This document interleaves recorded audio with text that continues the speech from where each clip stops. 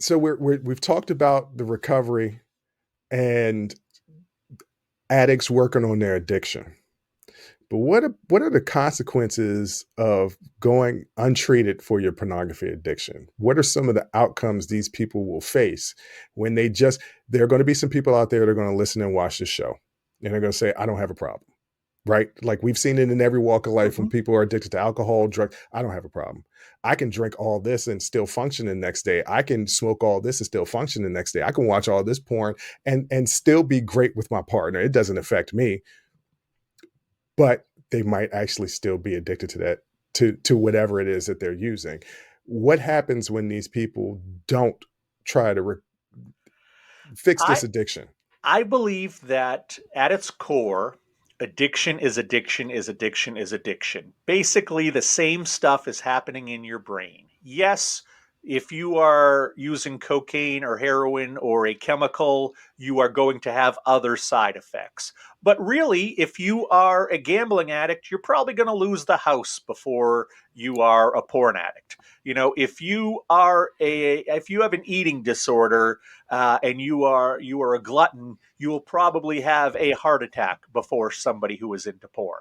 Um, every addiction has their own unique side effects, but it's largely the same thing that's going on in the head over and over and over again. It's largely the same thing from addict to addict, and what needs to be dealt with. It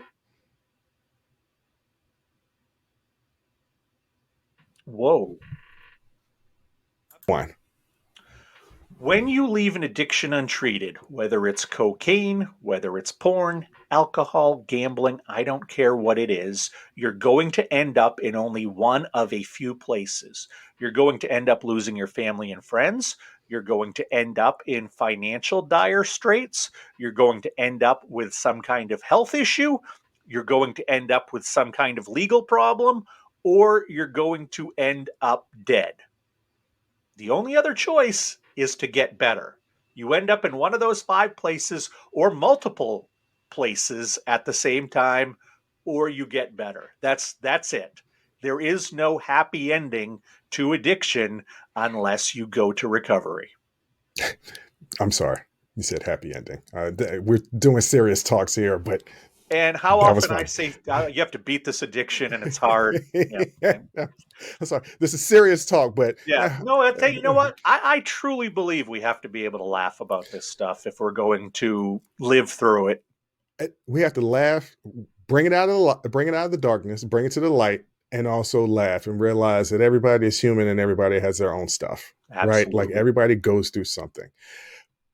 We touched on something in the last episode, and you talked about the statistics of erectile dysfunction and its correlation to the accessibility to porn.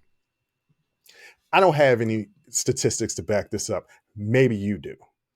But I believe that there's been a rise of sexual assault over the last couple of decades that correlates with the accessibility of porn and the access of porn at such a very young age. You said you saw your first hardcore porn magazine at the age of 12. I saw mine at, I don't know, 14, 15, 16, sometime around there. But kids have access to this stuff younger and younger, and they don't know what they're watching. We had Right. some idea at 12 is even young, but at 14, 15, you got some idea. Maybe you've even had sexual experiences. But these kids that are 7, 8, 9 years old, not realizing that this is not real. Because I've actually been on a porn set before and realized it's like, oh, there's a lot of cuts and angles. This is like a regular TV show or movie. Yeah, This is exactly. nothing like what's portrayed on the screen, but kids don't know that, and it's messing up their minds. So I say, uh, I have no statistical facts to back this up. This is just my theory because there's been such a rise of sexual assaults. Part of that is more reporting, but also I think this has to do with the fact that people at a young age are being exposed to sex and not realizing that what they're seeing is not real sex. What do you think about that? Because I just threw a curveball at you. What I have seen statistically, what I have seen in studies is that while there are more incidents of sexual assaults, it's only been an equal rise in percentage of people watching pornography. There are not individual numbers of people watching pornography. There is not a connection between Mm, somebody watching porn and going out and becoming a rapist. It's like saying somebody who plays a violent video game is going to would be, go out yeah, yeah. and rob a store. Do people who rob stores play violent video games? I'm sure some do. Do Mhm. people who rape others watch porn? I'm sure some do, but there is not a tight correlation that is, or I should say, there's not a tight causation that has Causation, been okay. proven between the two. If you like that clip, go ahead and hit that like button. Don't forget to subscribe to catch up on all of our latest content. Don't forget to hit the notification button when you do subscribe so you can get updated every time we release content.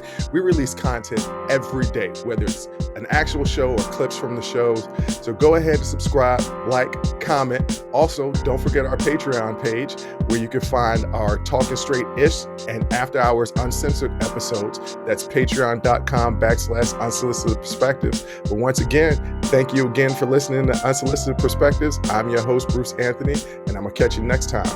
I'll holla.